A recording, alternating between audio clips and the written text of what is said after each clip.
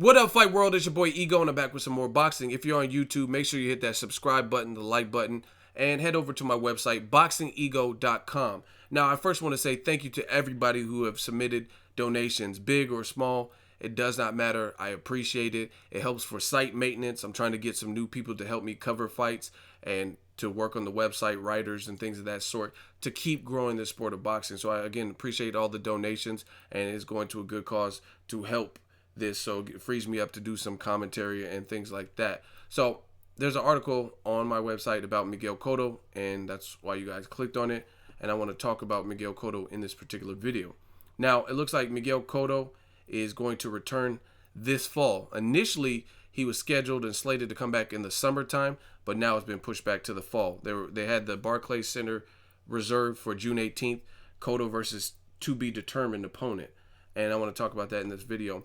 Now, in this write-up, I talk about things like the HBO budget cuts. Some people didn't understand it, and I'm going to give you guys a little bit of insight to this whole game. And that's what I try to do on my channel, so you guys see. I'm not just arbitrarily making up things. So, let me pull it up. Now, I did this video 2 weeks ago, the reality behind HBO boxing budget cuts, the PBC effect, and I kind of expand what I've noticed in the 2016 HBO boxing programming, and you guys are going to continue seeing this. Some people are like, oh, you don't know what you're talking about. Whatever, you guys will see. And the Cotto fight relates to that, as well as others. Like, I brought this up before. Notice, for the first time, a Manny Pacquiao fight did not have a face-off with Max Kellerman and Timothy Bradley, and it also didn't have a 24/7. Not one episode. If you think about it, Canelo versus James Kirkland even had one episode of 24/7. I don't believe they did a face-off, but they at least had one episode of 24/7. But with these budget cuts, it's kind of taken them back, and HBO has been more strict on what they put out and what they're spending money for. So you notice this is HBO Boxing, their official YouTube account, and you'll see a couple of interviews and things like that. They did this Legacy on the Line, but they didn't do like the typical HBO face-offs and stuff that they've been doing. Now they just put out one about Canelo versus Khan, a preview. And it looks like they're trying to get more into the online promoting as well. And let's talk about the Miguel Cotto fight. The budget cuts have affected this fight. And what I mean by that is basically Cotto was in a position, he's coming off a loss to Saul Canelo. Hi, he was born ready. Alvarez, right? In November. He lost his belt. Now HBO, they were trying to put him back on, but they didn't want to put him on Boxing After Dark against like a second tier, middle of the road type of person. They just didn't have any desire. Again, they're being a lot stricter with their matchmaking, and a lot of it is converting. You got Al Heyman, who's putting all these fights on regular TV or Showtime, which is equivalent to HBO. It's a premium-based cable, but there's still fights like Porter versus Thurman on regular CBS. I think Ortiz Berto's on Fox. You got Earl Spence Jr. versus Chris Algieri this weekend on NBC. You have Gary Russell on Showtime. So a ton of Al Heyman fights. Now HBO is kind of in a position where they're forced to be more selective and conservative as to what they put out and what they're going to put on their programming. They got certain slots, and they want big fights. Triple G, he just signed a Team Jordan deal. So shout out to Gennady Golovkin. Hey, no, guys, he just got that. So he's a rising star for HBO. That's why they're televising his next fight against Dominic Wade, because right now Triple G is very popular, you know what I mean? And his popularity is still growing. Maybe not pay-per-view, and I talk about that in the article. Obviously, the pay-per-view tanked, and I think that was the beginning of the snowball effect for why they've become more conservative with what goes on their regular HBO broadcasting. No one's in the business. Everything's a business. No one's in the business to lose money. And Triple G versus David Lemieux did 96 to 150,000 wherever, right? And that was under budget. Tom Loeffler said for that event to be successful, they're looking at 200,000 buys or better, and it didn't achieve that. So HBO, you'll see more and more pay-per-views. And that's why Canelo versus Khan is happening on HBO pay-per-view. They're talking about putting Terrence Crawford on an HBO pay-per-view versus Victor Postal. And I really don't know how that's going to do. Canelo Khan, I think, will be okay because it's a big fight in a new arena, and it's a big fight, not necessarily match. There's a lot of people are picking Canelo to win. He's the clear heavy favorite, but they're big names in the sport, right? They both headlined their own main events. Victor Postal, his main event versus Lucas Matisse, which is probably his only HBO main event, it averaged like 400 to, I forgot off the top of my head, 400 to 600 cable watches in terms of the viewership, right? So it's not that high. So I really don't know how Terrence Crawford's never been on pay-per-view. Not sure how that's going to do. Great fight, but I don't know how to do. They were also trying to do Vasil Lomachenko versus Walters, and that fell apart. But I believe that was supposed to be HBO pay-per-view. So that's what you'll notice. HBO, they're doing a lot of HBO pay-per-views. Back to Miguel Cotto.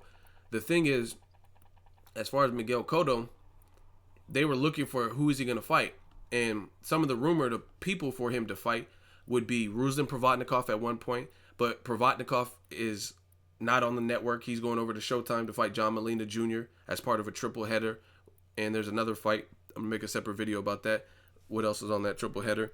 But Ruslan, so that he was taken out of discussion for Cotto. Then they also had names like Diego Chavez, who hasn't fought since he fought Timothy Bradley in 2014. Gabe Rosado was a name I heard they were rumored to maybe put with Cotto. The feedback for that wasn't that great. Gabe Rosado, he hasn't won. He beat Clottey, but before that, he lost a bunch of fights in a row. Very exciting style, heart. He's a tough Philly kid, but he hadn't won since 2012 before the Clottey fight. So he lost to Golovkin, lost to David Lemieux, lost to Peter Quillen, etc. He had a no contest with J. Leon Love. So he had that string of losses before he got to Josh Clottey. So to put him in with a legendary fighter like Cotto and try to justify it off of the Clottey performance only in BKB wins or whatever would be hard to justify a pay-per-view. And again, HBO, they don't have a slot for Gabe Rosado versus Cotto. And that's kind of where they're at right now.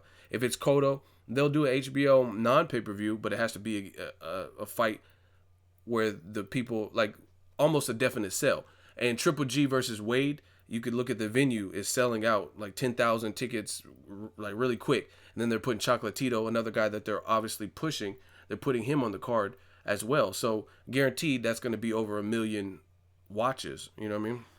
So it's more of a sure shot. Cotto versus Rosado, don't really know how the numbers would do. Cotto versus James Kirkland, that was another rumored opponent.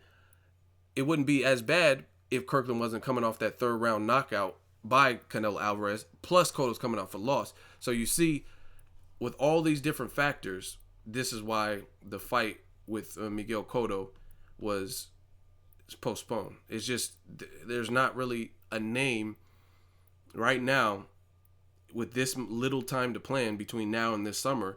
There's not really a name that's going to justify an HBO pay-per-view.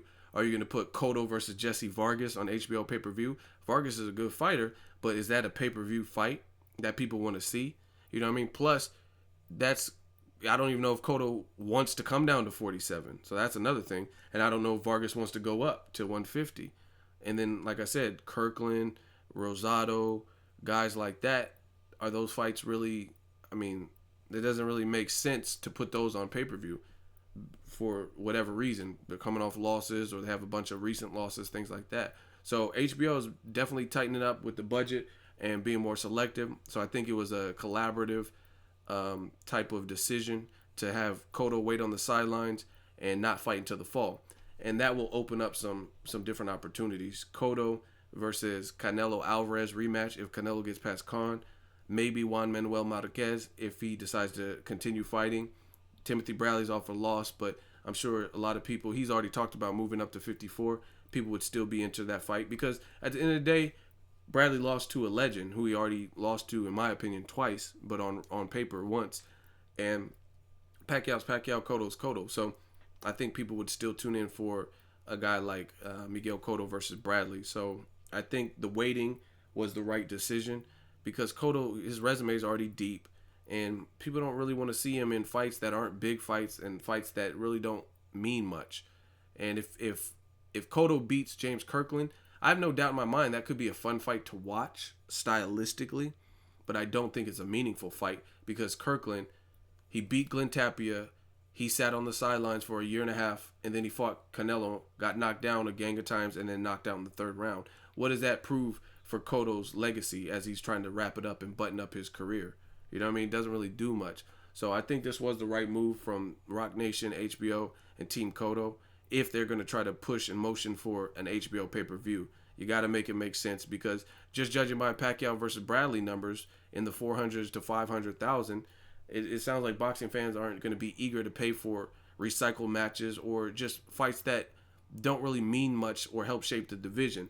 So I think it's the right decision. Canelo versus Lara would be a fight I would like to see. In addition to, I think the Canelo versus Cotto 2 is clearly a fight. It doesn't sound like Canelo and team want to fight Gennady Golovkin. And I've heard Canelo say that Miguel Cotto deserves a rematch. And that's fair. I think that's fair.